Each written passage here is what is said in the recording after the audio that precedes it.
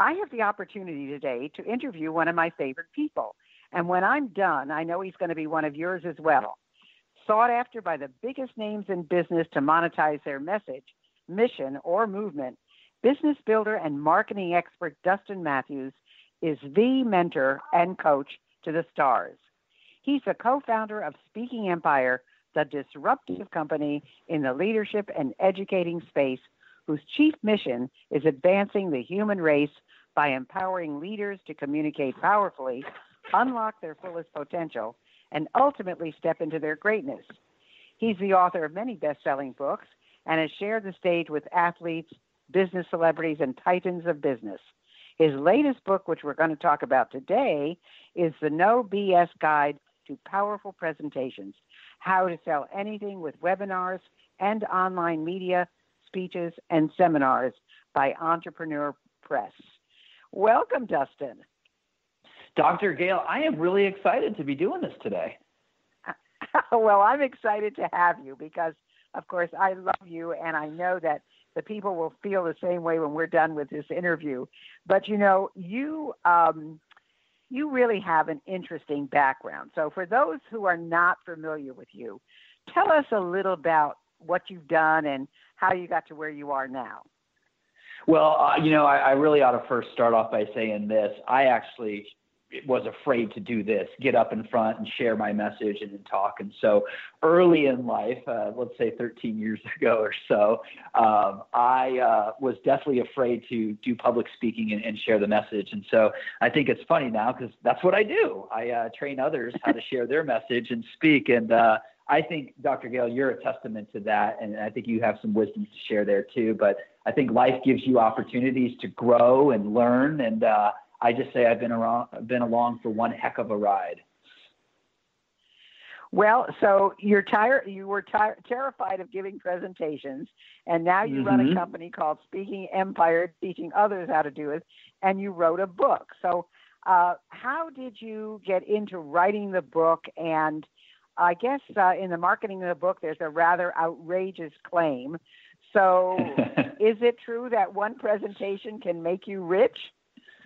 Yeah, so absolutely. I have a lot to share for sure there. So how I got to writing the book was I read a book by one of your other favorite mentors, Dan Kennedy, early in my career. And I became fascinated with marketing because I was always introverted and a self-proclaimed tech guy. And so I went out and tested some of these strategies, and I immediately saw results. And I said, wow, you can put words on paper, you can put words in an email and get people to do things. And that fascinated me because I was a tech guy. I didn't know you could do that. And so that was about 13 or so years ago. And I said, one day I'm going to write a book, or one day I'm going to work with that guy, Dan Kennedy. And so I wrote a book just recently, co-wrote a book with him on presentations because I initially was afraid to speak. And now I've seen the benefit that it creates. And Dr. Gail, you're no stranger to that. You've spoken all around the world and gosh darn, almost every state in the union. And, it really has this powerful way of helping people grow, but also not only that, growing a business. And that's what's always fascinated me. Well, you talk about a lot of things in this book. I mean, I've read it twice, believe it or not, because the first time I read it, and then the second time I outlined it. So I went through it twice, and there's so much good information in there. But you talk about something which I think most people don't think about in speaking, and that is the concept of choreography. And I don't think I ever really thought about it until I watched you lay it out. And so why is it so important to have choreography in the presentations that you do? And there's all kinds of different presentations that you talk about. Oh, yeah, absolutely. What's funny, Dr. Gail, is that I'm really a marketing guy. I'm really fascinated that, we have this ability to get people to act in life. And, obviously you can use this for good and not evil. And so that's my big thing is like, how do we really empower people? And so what I think about when it comes to choreography is, yes, we have to give presentations in life, whether we're a real estate agent, whether, we're a mother and we have to motivate the kids to do something. Like we're always presenting. Most people never think of it that way. But in a business context, there are things that you can actually do to influence the odds in your favor before you actually give the talk. And so I think about pre-event marketing. I think about what are the things that you can do, such as, run a direct mail piece or run a Facebook ad, to people that are your target market before they actually see you speak live. And then also, after you speak, what can you do to follow up? And so I'm really fascinated with ballets and operas because these folks practice and choreograph things down to the detail, the lighting, the dance movements, everything. And I think about that because they want to create consistent results. And so that's what I look to bring to the world is how can you have consistent results, share a message, and really take it to that next level? Well, that is so important because most people, as you say, they're scared to death to get up there, and all they're thinking about is getting through it, and they don't think about, what do I do beforehand to get people ready? What can I do afterwards to follow up and make sure I get some business out of this? And of course, most of them are saying, "Oh, I'm glad I'm done." So it's very important, But you also have in chapter 6. You have this thing that you are, in fact, it's registered. It's so important you registered it, and that's the irresistible offer architecture. Now, that sounds like a lot of words, irresistible offer architecture. And you believe that you can get substantial results just by changing your offer. So can you explain that to our listeners? Yeah, absolutely. I'm happy to explain that. But you said something that I definitely want to touch upon. It's this fear. And then I'll answer the offer question.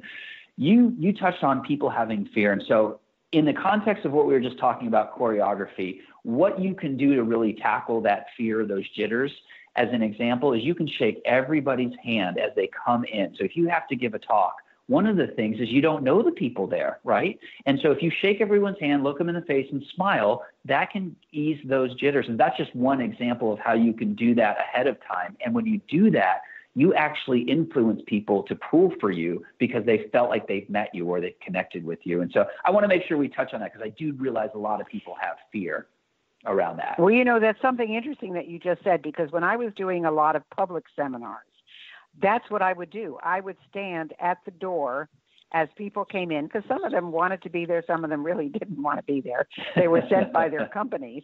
And I would say hello to every single person who was coming through the door, or I would be there at the registration table to say hi before they came in. And it did warm up the audience. I found that I got much better evaluations when I did that than when I just appeared on stage as this, goddess from afar, so to speak. So I think that's a very helpful hint you just said, right? Yeah, absolutely. So, not only does it ease your fears if you have those jitters, and I get it, I have that excitement that happens right before I go on stage, but also too, it does help you influence and get a result. And so speaking of that, it's my belief that every presentation, anytime you talk, whether you're on a Facebook Live, you are in front of a group or a boardroom or an audience, it's my belief that you should make an offer. Now, that doesn't always mean you have to sell something, but you should make an offer to the audience to get them into action. So that could look like set an appointment. That could look like buy a product. It could be, to opt into your list so you can communicate with them later. Or let's say you're in the nonprofit world, your offer could be to make a donation. And so whatever it is that you bring value to in the world, you should make an offer. And so in chapter 6, as you mentioned, Dr. Gale, I talk about this thing called irresistible offer architecture. And basically it's this idea that when you make an offer, you should make it as attractive as possible. And you should never offer just one thing. Let me say it a different way. If you've ever seen an infomercial online or on TV, you may have remember that when you buy the juicer, you get the slicer, you get the dicer, but wait, when you order now, you double your order. Now, I'm not saying being so cheesy, and in some environments you can't do that. They will, stampede you out of the room with pitchforks. And so what I am saying is when you do make an offer, it never should just be the juicer. you should figure out what are the other things that would really build value and help people, and give them a checklist or give them affirmations or put them on your email list. But it should never be just one thing. And when you think about it with that lens, you can become more persuasive and more powerful when you present. Well, so true. And I think that, again, people don't really think about the offers, though.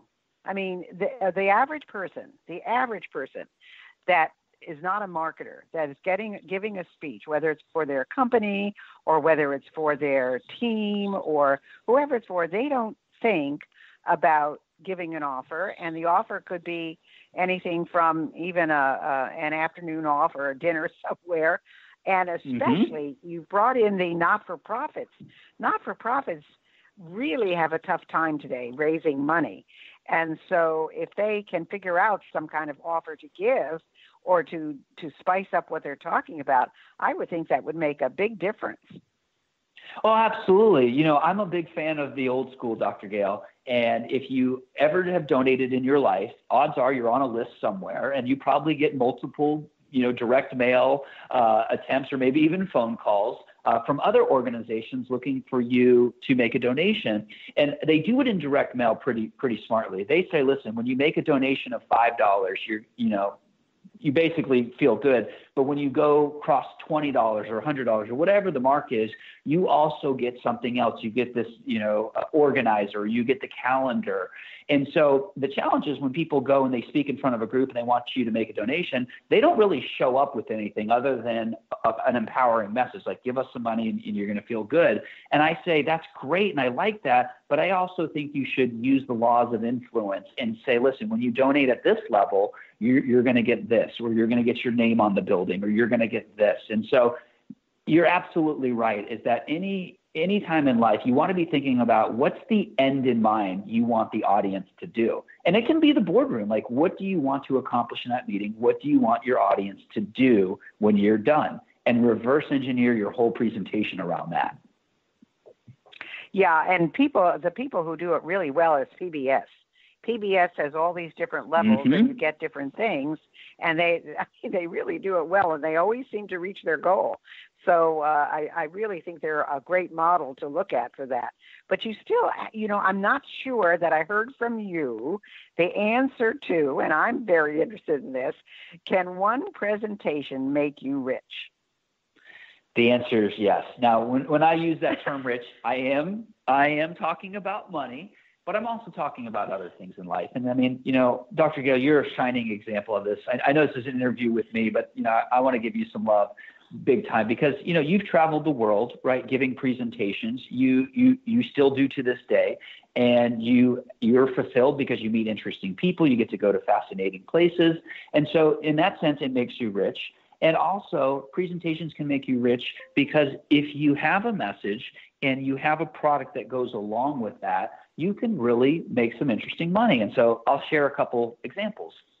There are on TV right now infomercials that sell this stuff called Proactive, and it's for your face, it's for your skin. And even though it is a presentation on a TV, that thing runs time and time again. It's been running for a long time. And so they simply record an infomercial, basically a presentation, and that thing sells by having people call in and buy this stuff. And so my fellow co-author, Dan Kennedy, talks about them inside the book. And he says, all that is one powerful presentation that runs over and over and over again. Now, immediately when I say that, you may say, well, Dustin, I'm not on TV. Well, I get that. And so there are people that have taken this concept and created a presentation, very much like I'm being recorded and interviewed on the show. And they will take a recording and they will play it over and over again online and just simply send people to it, and they will generate revenue. The last example I want to share here, and I know I'm giving a lot of passion here, but I want to share this one last example here because it's powerful. So for my friends in professional services, we have a client down in Sarasota, Florida, who does lunch and learns. And he's a chiropractor, and he teaches people about neuropathy. And so he invites them to his lunch and learns, and he offers them the ability to take the next step and see if he can help heal them or help provide pain relief. And so he's doing this in Florida, doing these lunch and learns, inviting people there. And he's been able to build a 7-figure practice off of doing